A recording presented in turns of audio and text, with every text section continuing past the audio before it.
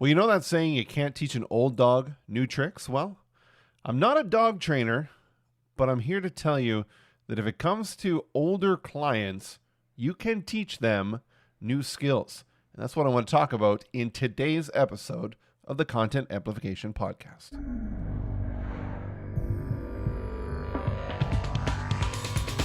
Welcome to the Content Amplification Podcast, where you will gain insight into real-life tactical and strategic elements to help you scale and grow your business.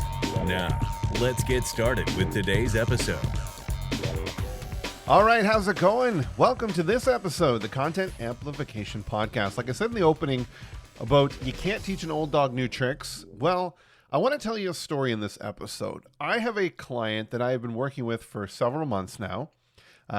She's an older client, probably in her late 60s, and she has a coaching business. Now, obviously, when she started her business, a lot of the digital techniques and tactics and platforms that we are familiar with in these days were not around. So she was used to networking and just meeting clients through word of mouth and stuff like that. Now, obviously, fast forward to today, 2020, the pandemic hits, you can't meet, you can't do those networking things, and needing to use new technology and needing to get your brand, your voice, your message out there in an alternate way. When she was introduced to me, it was under the context of, hey, you need to talk to Sean because he can help you get your message out there in a digital format. So in my initial consult with her, and I understood more about what it was that she was doing in her business and the audience that she was going after, it was clear that being on video was something that would be the most engaging way to get a message across. So my question to her before was, have you ever done video? And the answer was no. So that's where we set out to go. And when you're taking on something new, especially if you're either not familiar with it or you're uncomfortable in that platform or that medium, don't go full in. Don't go up to your neck going 100% right out of the gate, because you're going to set yourself up for failure. You're going to be extremely critical of what you create, and you're not going to have that good feeling inside. So we took that approach. The first thing we wanted to do was get her used to talking to a computer. So the first challenge that I gave her, the first set of homework after we did a couple sessions about understanding, what software you need and things like that, was to come up with 3 short videos, a single focus, a single message in each of them, and record them. Now, we used Zoom. We were using Zooms for meetings. So that is what I was going to get her to do initially, was use Zoom. Start up a Zoom call, hit record, just do it with yourself, and record those and send them over to me. So we did that.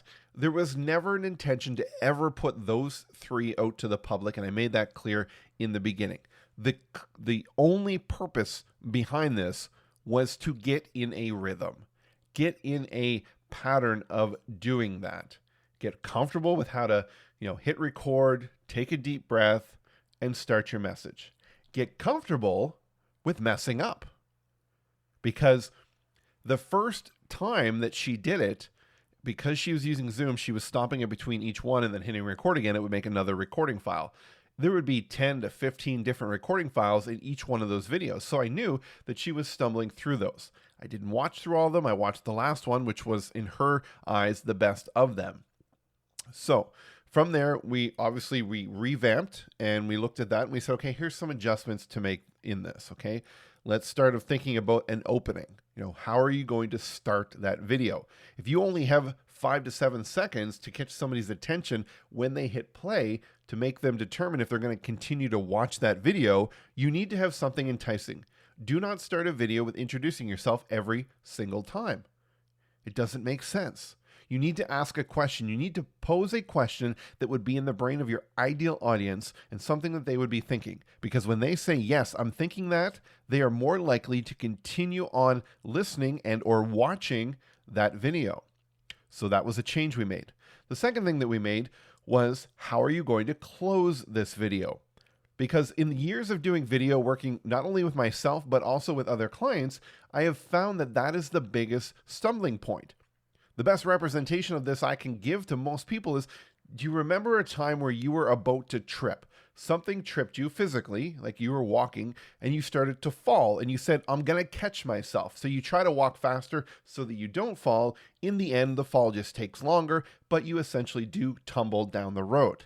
That is what happens when people aren't prepared in a way to close out their videos. They go and they keep adding stuff in, and they're really just stumbling until they finally get to a point where they just end that video. And it's very awkward and very confusing for people to watch. So come up with a concise closing to your video, and that is your go-to. You know that when you get your message across to the point of maximum delivery, boom, you can go to that closing and close out your video. So that was the second challenge we did in the next round. Now, those were quite a big improvement over the first round. So we were able to put those out.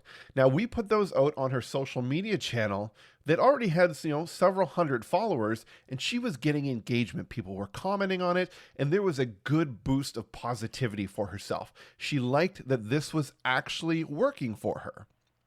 So then we started to improve on smaller things. Things like, okay, let's look at the background. What's behind you? Let's adjust that in the next one. And then let's look at framing a little bit better. Make sure you've got the proper amount of headroom, and that's the space between the top of your head and the top of the video in the camera. Adjusting that. The quality of Zoom wasn't that great. It was reducing it. So let's try a different program. So I got her into using Loom, which is a free online program. You can get the paid version if you want, but it allows you just to record from your browser with your camera and or do screenshots and share your screen for presentations and things like that. And that worked a lot better for quality. Now, my last change as of a couple weeks ago was, okay, let's improve your audio quality. Let's get a USB microphone. Now, my client and I have never personally met, aside from doing Zoom calls because she lives across the country from where I'm at. So as this stuff has been happening, I could see a transformational happening, I guess. I don't even know what word I want to use, but there was a transformation in what she was like in the first video, not only just on camera, but her attitude towards it to where it is now. Now, one other challenge I threw in there was, let's think about a 3-part series. So do a video and then say, okay, in tomorrow's video or next week's, whatever parameters you want to put in there, I'm going to talk about this, right? And then you come back, you say, thanks for watching part 1 or whatever the case is, right? You're going to transition between the 3. Really love that idea. And I can see the energy, I can see the excitement. And the more that it's put out there into the universe, the more that it's put out there into your social media channels, you're going to get more and more momentum. If you can clear that blockage in your mind that if you do one video and it doesn't get huge amount of response, huge amount of calls and new clients, that it is not a failure, you're going to do well. It's going to take a lot to put it out there. I mean, look at this podcast alone. I started this over a year ago. I haven't been as consistent in putting it out, but I'm in over 20 episodes, and I still have not gained a client, a paid client, from this podcast. But I know that if I keep putting this content out there, that there are people like you that are listening to this and may at some point either contact me because you want some help with some work, or maybe you're going to refer me and say, hey, you should check out this guy at bluecowmarketing.ca. See that little product placement in there? But the idea is, I am not doing this for sales. I am doing this show because it keeps my brain active in creating content, in staying up to date on content, and being able to share knowledge with you. If I can change one thing for the better for one person who listens to this episode or any one of the previous and or future episodes, then I am satisfied. So back to the original thought about you can't teach an old dog new tricks.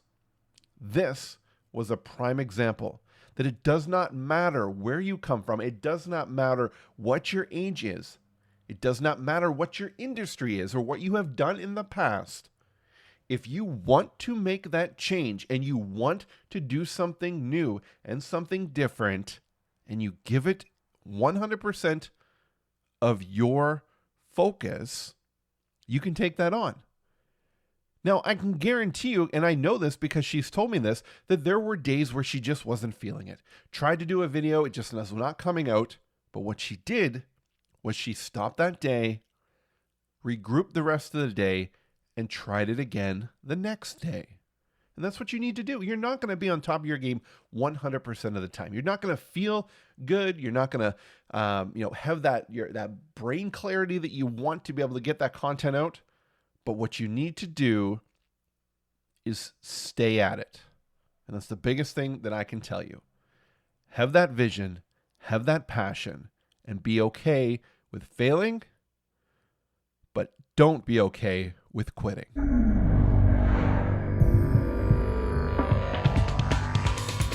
Thanks for listening to the Content Amplification Podcast. If you have questions about how you can amplify your content strategy, go to amplifymycontent.com.